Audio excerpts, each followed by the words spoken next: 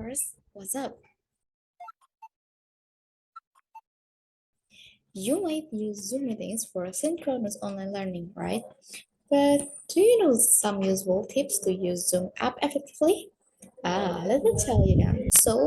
I just read a book, Learn How to Use Zoom for Video Classes, Webinars, Meetings, and Video Conferences for Distance and Remote Teaching.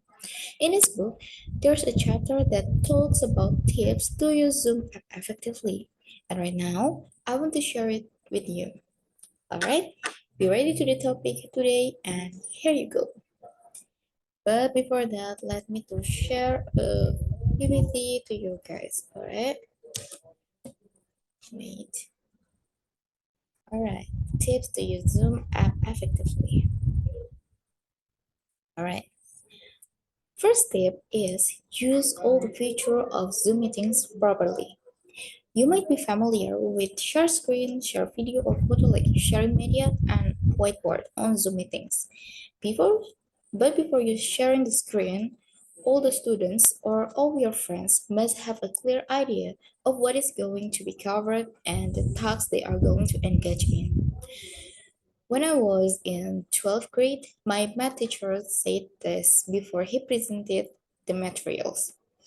Okay, now we're going to learn how to calculate median. So let me share a PPT with you. Like that. And you can make your learning more interesting. You can sharing photo or video that relates to the topic. I remember that when I learned median with my teacher, he showed me a video from YouTube so that we can be relaxed and feel a different vibe of learning. And after all the students understand the topic, you can use a whiteboard to do the task and engage the students to do it. The second tip is pay attention to use microphone and camera.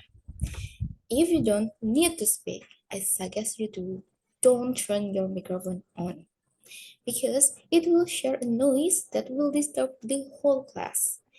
But I'm sure command you to still turn your camera on so the teacher and all the friends can see that you are attend in the class. So when you can turn on your microphone, it might be your question in your mind. So you can just turn on your microphone when you need to speak, like when you need to present, want to ask questions, respond to the question, and any condition when you ask and allow to speak. And also, when someone is talking, I would like to ask you to don't to speak too. It causes a double voices and unclear information from both of you. All right, we go to the third tip. The third tip is being a presenter. So I have many experiences of doing synchronous online learning in Zoom meetings. And I realized that a presenter is so important. Like my subjects in college have a person to be responsible for the learning. Like when held a meeting, there will be the presenter to guide the learning. They have a responsibility to help demonstrate what the presenter presented. And also, I have a experience of being a presenter when I am learning research methodology. I'm sorry. At that learning, I'm the presenter of my team. I did open the presentation, guided my friend to present the material, open Q&A session, and also ended the presentation. A presenter for me in a Zoom meeting is very helpful and makes the learning go well. We're going to the last tip. It's the fourth tip. So the fourth tip is using room feature. Discussion can also be held in Zoom meetings, and to make the students focus, the discussion can be carried out by dividing several rooms for each team learning or study team or anything else.